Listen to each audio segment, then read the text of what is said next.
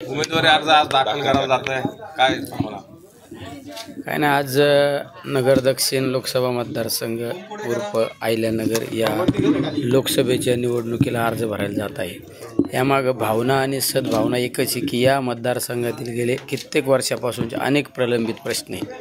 या मतदारसंघामध्ये अनेक काही अडचणी, हे सगळे समस्या सोडवण्यासाठी गोरगरीब लोकांना त्या ठिकाणी आधार देण्यासाठी ही लोकसभा निवडणुकीचा लढवण्याचा मी निर्णय घेतलेला आहे।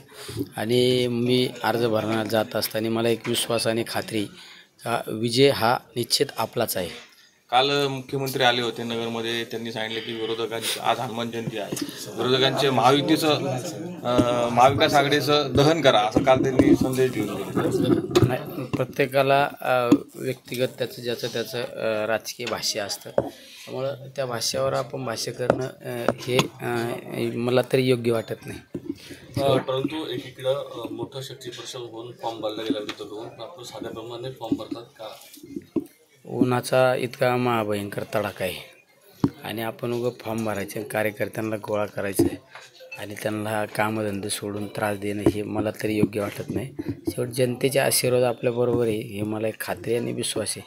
त्यामुळे मी आज साध्या पद्धतीने अर्ज भरण्याचा निर्णय घेतलेला आहे। कोण कोण असणार अर्ज भरताना? आमदार कोणी असणार? अर्ज भरण्यासाठी आमचे आपल्या लोकसभा मतदारसंघातील जे प्रमुख नेते मंडळी ते अर्ज भरायला असतील हजर।